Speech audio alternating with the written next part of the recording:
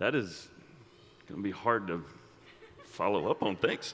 Appreciate that high expectation you set. It's a good bar. Hey, what's up, guys? My name is Jared. I am one of the elders here, and I've got an opportunity to speak with you today, and I'm so thankful for this chance.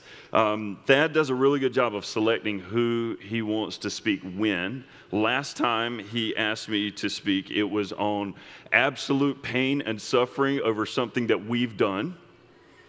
And so now we get to talk about the one chapter of Jonah that nobody really pays a lot of attention to. So I'm excited that he has chosen those two in a row for me to speak on this summer. Thank you. I know, it takes a lot. As you know, we've been in the book of Jonah for a little while now. We are going through the book series. Most of us know the Sunday school version of the book of Jonah. And so what we've decided to do is take some time, do a little bit of a zoom in. We wanted to focus a little bit on the passage itself and see what we can pull out of it that's going to help us be better followers of Christ, be better people in general.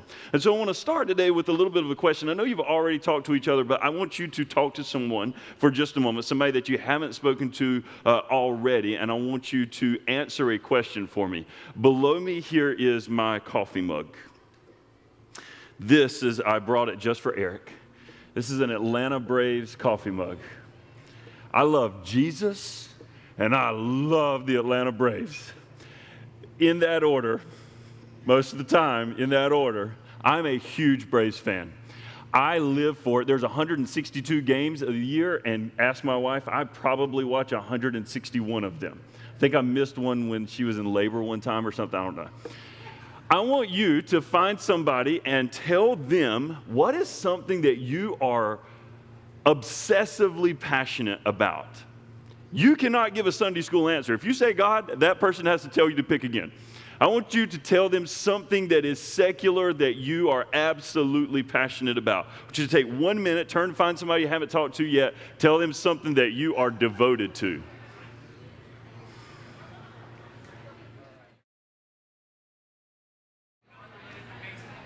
Ten seconds. I heard a couple of really good answers. Just from up here, Jay had the worst answer. His passion is anything but baseball. This sermon's for you. I heard George with the sappy one. What did you say? My wife. Winner, winner, chicken dinner, buddy. No doubt. Shaney, well done. If you can hear us back there.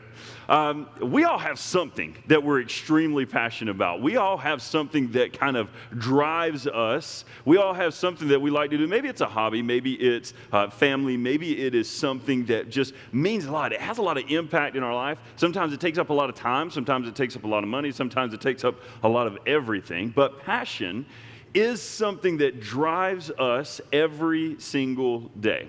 Today, what I want to do is get into some of those things here at 704 and beyond.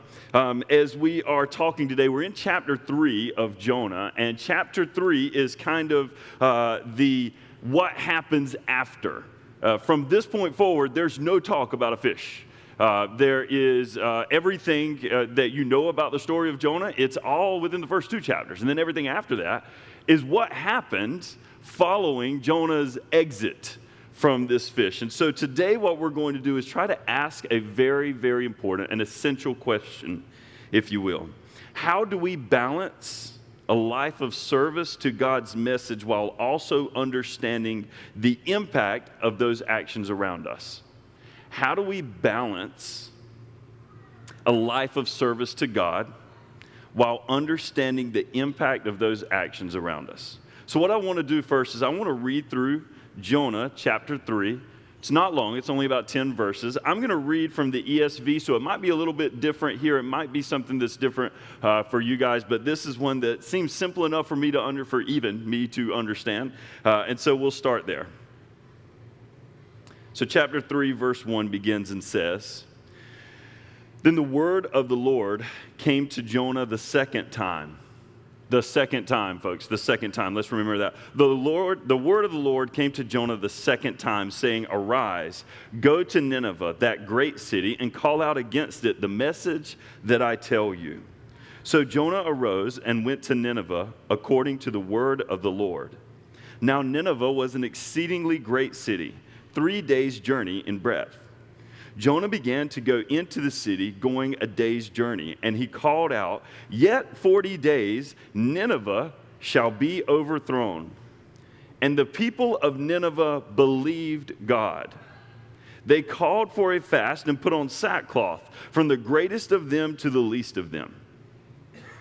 The word reached the king of Nineveh, and he arose from his throne, removed his robe, covered himself with sackcloth, and sat in ashes. And he issued a proclamation and published through Nineveh,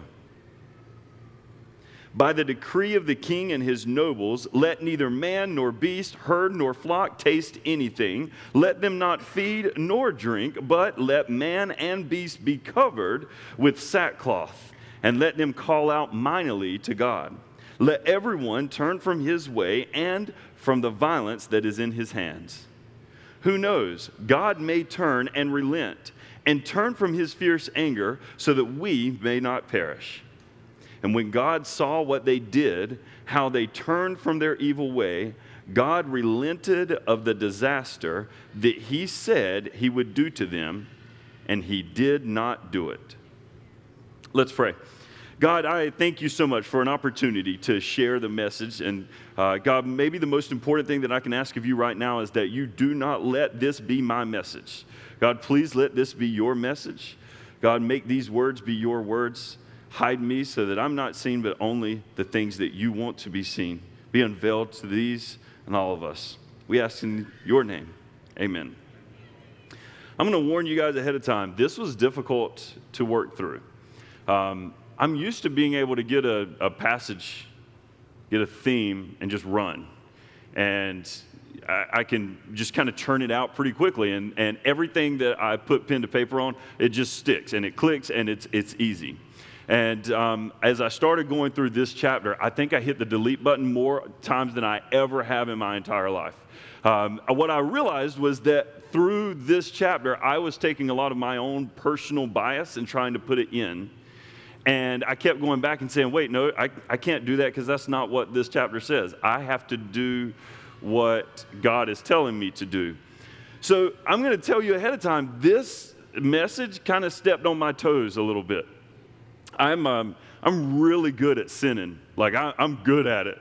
I might be top 10 of all time. I'm just good at that. And so I know that I'm imperfect, and I know that I have a lot of flaws, and I also know that I am really good at faking a lot of things. And this chapter kind of beat me up about it.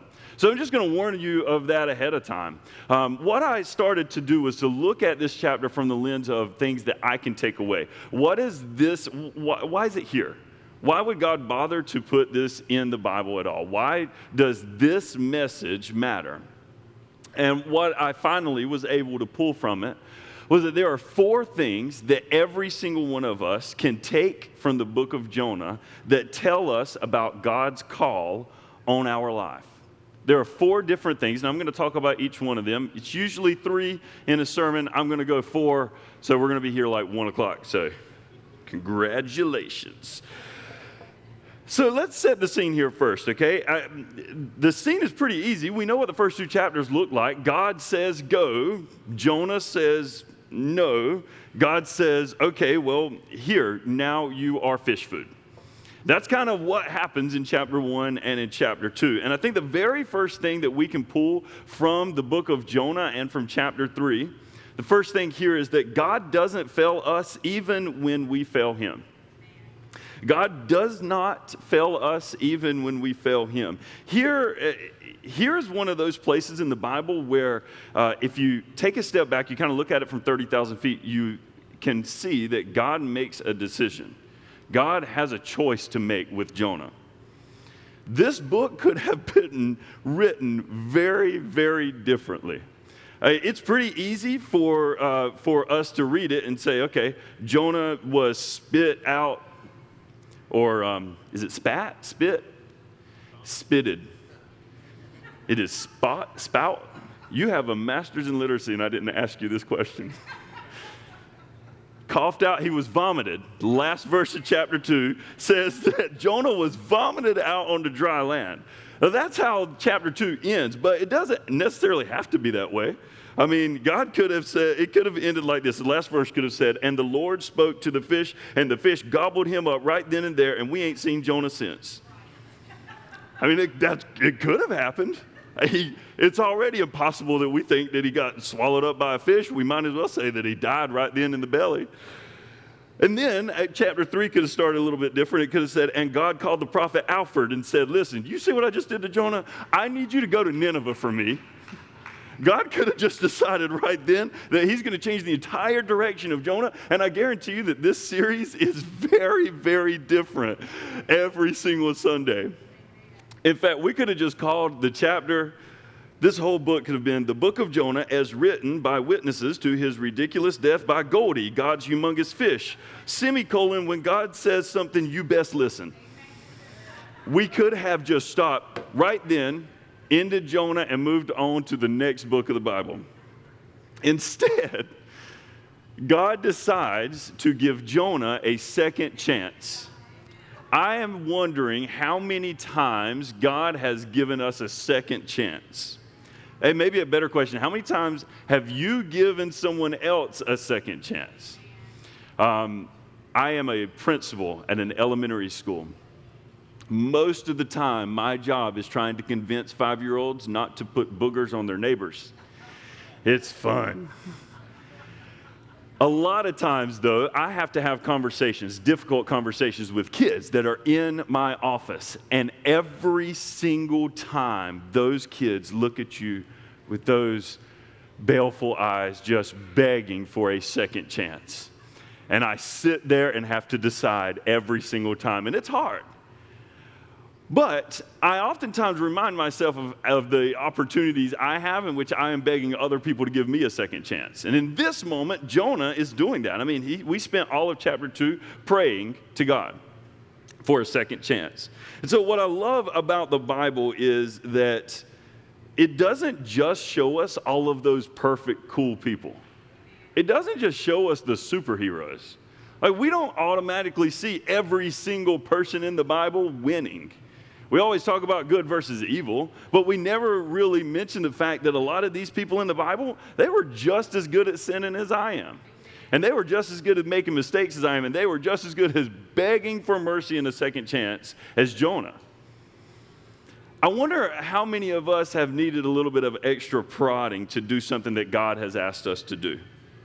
I mean, the Bible is filled with a lot of different types of people. I think about Isaiah. Isaiah chapter 6, verse 8, God says, who will go for us? Whom can I send? And immediately Isaiah, rock star, says, here I am, send me. Now, that's rock star status. And then you have somebody like Gideon. Gideon needed more signs than there are construction cones on 485 right now. Which, side note, what is going on? Fix the road. I don't know if any of you are in here with the DOT. I'm sorry, but what? I mean, dude, give me a minute. We are going to have to rotate out the signs that say construction is happening because they're too old. I'm sorry, that's a tangent. I wrote that in my notes to complain about 485. So we're here to help the 704, folks. That's what we're doing.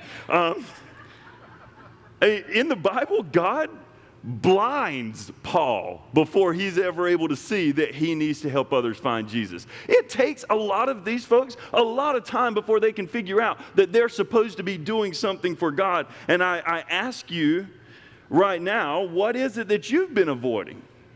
And maybe what is it that God's going to have to do to prod you to get you to act on his behalf? I mean, this message is about us being willing to do the things that are necessary.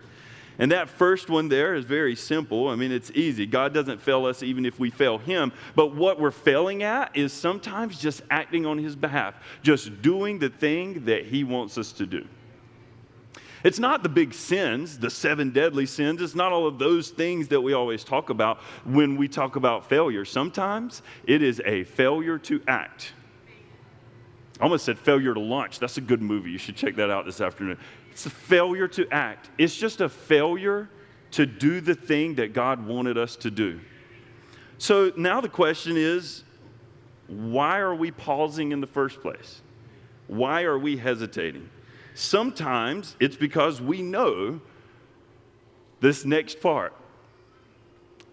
Number 2 is that we should never expect what God asks of us to be easy. Never expect that what God asks of you will be easy. And go back to verse 4 real quick.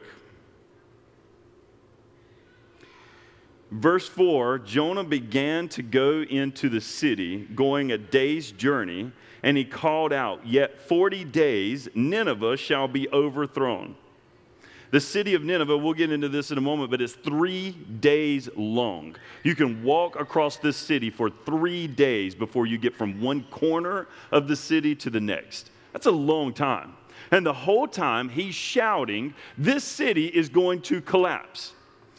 If you've ever been in downtown Charlotte or any major city, you have walked by someone holding up a sign that says, "The end is near." Dude, this is Jonah. He's one of those people. He might as well be walking around with a sign with dirty sandals telling everybody that the city's going to come to ruin. You talk about easy, this was no easy task. Sometimes God asks us to deliver a message that's just not popular. Sometimes God asks us to do something that might actually stir controversy. Maybe it's an action. Maybe it's defending a neighbor. Maybe it's standing up for something that is right, even in the face of extreme adversity.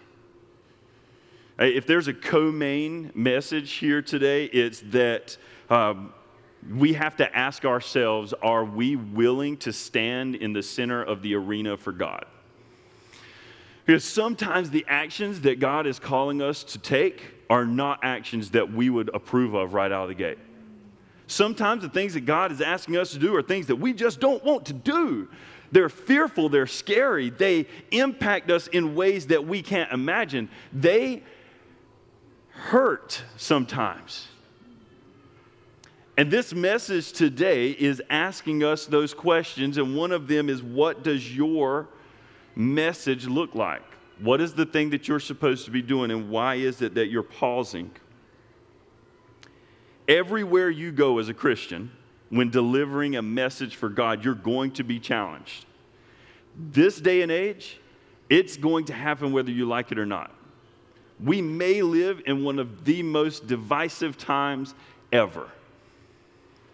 I mean, if you want an easy gauge for this, do me a favor. After this service is over, go to any grocery store, not mine, I like it. Go to any grocery store, find the bread aisle, and just sit in the bread aisle and wait. The first person that comes up, I want you to walk up to them and get right at about 2.9 feet from them and ask them how they feel about COVID-19 guidelines. Whew.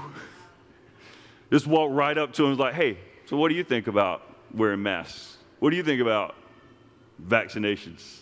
What do you think about public health and safety?" You're going to be in a fight. Somebody's going to throw bread at you in the grocery store. I am thinking about all of the things that we are split on, things that we disagree on in America right now, and it is everything. Who should be the president? Whether or not COVID-19 should impact our lives like it is. Where should we go to eat for dinner? What game should we play? What show should we watch? Everything is divisive in this world. And no matter which side of those things you fall on, every single time, you're ready to fight. You are ready to go to the mat to make sure that your way is heard. It's hard in this world to deliver a message for God knowing that there are so many around you that won't accept it, that don't want to hear it, that have never heard it, that are going to ask complicated questions of you when you deliver it. There are so many things that get in your way that it is easy to just say no. It's easy to think, you know what? Somebody else is going to do it. Somebody else is going to take my place. So I want to ask you for a second here. This is the first time that my toe was really stomped on during this.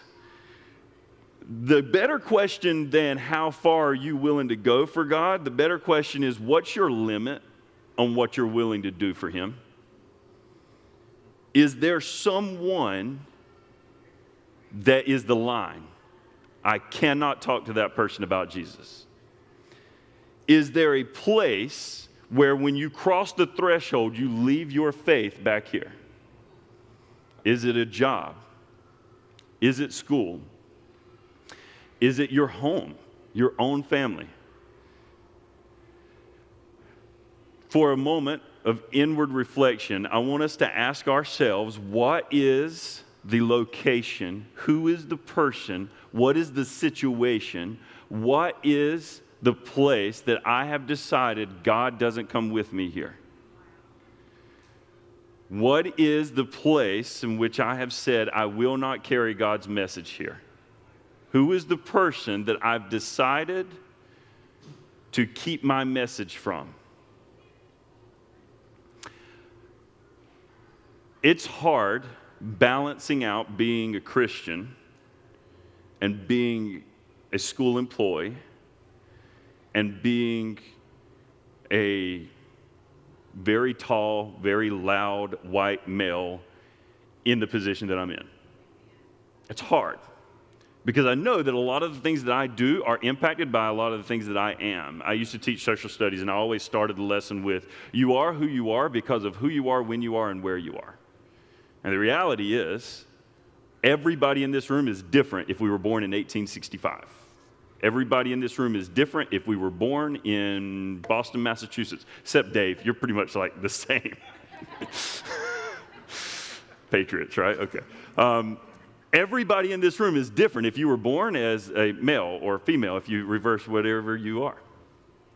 It changes things. It changes who you are. It changes a lot of things about you. And because of that, it changes your perception of what you're supposed to do and what you're not supposed to do. And in this day and age, it is really, really easy to see all of the things that you're not supposed to do. And one of the big ones right now is to tell somebody else about God. Right now, it is hard to tell people about Jesus. And so sometimes we decide that we are just not going to. David Platt said it best. David Platt, by the way, he's an author. I suggest you look him up. Awesome stuff. He's got a book called Radical. It's absolutely worth investing some time in. He says, I could not help but think that somewhere along the way we had missed what was radical about our faith and replaced it with what is comfortable. Somewhere along the way, we have replaced what is radical with what is comfortable. What if we started looking at God's message and thought to ourselves, where is it that we're uncomfortable? Why is it that we're hesitating on a message? Maybe it is because of fear. Our fear leads us to hesitancy, but maybe it's not necessarily about fear. Maybe it's a lack of passion for God's kingdom. And that's scary. You think Jonah was afraid to go to Nineveh? I mean, if we talk about it for a second here, Nineveh was an Assyrian Empire city. Nineveh was a place controlled by an absolute authoritative king. Jonah was a Hebrew, and Hebrews despised Assyrians. This city was giant, and they also despised the Hebrew. So you're talking about fear? I guarantee you this guy was afraid to walk in there and start talking about God and start talking about a city going to ruin. Do you also think, though, that he may have actually lacked a concern for those types of people? It's possible. We just said it. The Hebrews did not like the Assyrians. The Assyrians did not like the Hebrews. I wonder how many times we have ourselves said, you know what, it's okay. They deserve it. God's going to destroy the Ninevites. That's okay. They're bad people. They don't deserve a second chance. You swallowed me up in a fish. I deserve a second chance because I'm Hebrew. Because I follow God, I deserve a second chance. I wonder how many times we've decided not to act on God's behalf because we're not passionate about the people we're supposed to bring his message to. And it scares me, it terrifies me, and it hurts me because I can tell you as I'm sitting up here today, I have been one of those people that has denied what God has asked me to do because I thought that the right thing to do was let somebody else talk to those people. And it hurts to say it, but it's true. There's a band called Mouth of the South. They have a great song lyric. It simply says, it's in a song called Dry Bones. It says, your fear of man is a cop-out. It has nothing to do what you perceive others to see. Get this, your tongue may be a rudder, but you lack passion for the sea. I took that lyric and it hurt me to my core to think that there are people on this planet that I am struggling to talk to because of my own personal bias. Elie Wiesel read the book Night, Holocaust survivor. He said the opposite of love is not hate, it is indifference. Jonah had an opportunity to take a message to a group of people that he probably did not like. At best, he was indifferent to their consequences. God helped him understand what opportunity he had in front of him, and because of that, he went forward and carried that message. The next thing I want to tell you is the third point being that decision equals impact. We've talked about all of the things that you could decide not to do and why you could decide not to do them. We've talked about all of the stuff that could get in the way. I mean, if we go down the list of reasons we don't want to talk about God today or don't want to do something as an act of service to God, there's a lot of stuff that we can make up. Grandma's in the hospital, I've got to go see her today, then that makes sense. Man, you know what, my kids are swamped, we're getting ready to start school. That makes sense. I've got 1,000 people coming into my school in just a little over 2 weeks. I got planning to do. That makes sense. Those are all really good excuses, but they are excuses. But a decision to follow Christ and a decision to bring his message does absolutely have an impact. Nineveh, for instance, was this incredible city. I mean, this place, for 50 years, scholars believe, held the honor of being the most populated city on the planet. About 120,000 people during this time. This was a huge city. This was a giant place. Nineveh was also a very powerful part of the Assyrian Empire, maybe the capital at different times. But it had a king that was treated like a god king. Everything he said was absolute, and everything he did was absolute. And here we have Jonah going to go and speak to these people and say, your whole city is going to collapse because of the evil that you are doing. This king could have made that decision right then. With a nod of his head, he could have removed Jonah's. As soon as Jonah got in and he started talking, they could have squashed it right then. And again, the book of Jonah ends very, very differently. The king has a choice to make. Here's Jonah. He's walking around and he's shouting that the world is going to end. At least this world, this city is going to collapse. Instead of the king taking Jonah's life, he takes heed of his words. Just by hearing this message from this guy, this king decides to change everything. I mean, he doesn't just go, hey, everybody, let's love God real quick and see what happens. He doesn't just throw out something like that. That decree that he sends out is legendary. This is the stuff that TV series use to get a point across. I mean, he goes absolutely all out. Nobody gets to drink. 120,000 people, no water. Nobody gets to eat. 120,000 people, no food. Every single animal, no food, no water. He put sackcloth on. Do you guys know what sackcloth is? It's nasty. It's made of goat hair. It used to carry potatoes. You're putting your body in it. He sits in ashes. He tells people to cry out. This may be the largest prayer chain that was ever invented. This guy goes for it. It's not just a let's pray and see what happens. It's a let's turn right now. Turn this boat around. Let's change the way this city is operating, and let's see if God will relent from the consequences that he has set out for us. This is the impact of Jonah's message. Jonah's message was an entire city-changing message. Jonah's message, this little person changed an entire city by walking through it and saying what God told him to say. So the fourth thing, what is your city-changing message today? Just to remind you, Jonah is a lot like us. Modern Christians, we actually call him a minor prophet. That's like just being a below-average principal. If you're a minor prophet, you're the guy that they call up when everybody else is out. I'm sorry, we have like 7 prophets that are down at the beach, so could you fill in, just do some little prophesizing for a moment? Jonah's a nobody. God could have chosen to send one of the rock stars to Nineveh. He could have chosen to pull Samuel out of the grave and go talk to the people of Nineveh.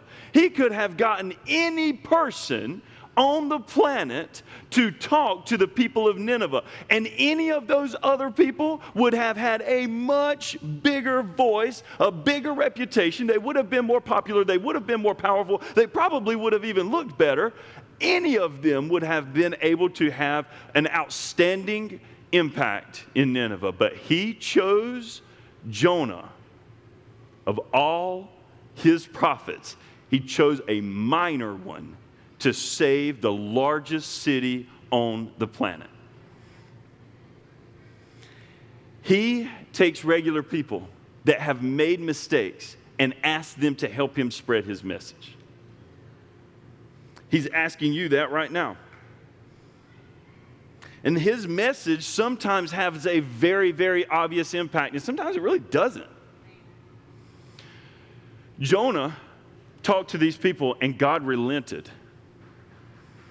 But notice what he says in chapter 3. He doesn't say that they started following God. It doesn't actually say that they all became Christians, although it's a different time. It doesn't actually say that. It just says that they stopped their violent ways. You want to talk about those people, or the people that you're worried about not wanting to talk to, or the people you're afraid to talk to. God has an impact on every single person, whether they're Christian or not. And God loves every single person, whether they're Christian or not. God died for me in the same manner that he died for every single person that has ever sat in any jail cell. And sometimes that's hard for us to accept. But the reality is that God doesn't necessarily care about your mistakes so much as he cares about your second chance opportunity and what you do with it. I'm going to ask the band to step up. You want to talk about the dominoes that fall here for Jonah. Jonah has this big obvious impact of people changing their ways. But again, they don't necessarily turn and follow God. In fact, historically, we're looking at between 600 and 700 years before Christianity takes hold in this section of Iraq. Jonah's planting a seed in Nineveh for a tree that's going to grow and give shade, and he will never see it. Jonah is doing something that's going to impact a world 700 years later. He'll never have an opportunity to see it. He will never get the reward for it. He never gets the win for what he does in Nineveh. He doesn't get to see that part. You may not get to see that part with your message. I wonder today, do we have an act? Do we have a message? Do we have something that God is telling us to do in a way that we are okay with doing it, despite the fact that it's not going to have an impact until 700 years from now? What does it take for us to understand that the message we're supposed to bring to others isn't a message that is automatically rewarding? It isn't a message that is automatically impactful in our own life. Today, we've got an opportunity for some self-reflection at 704.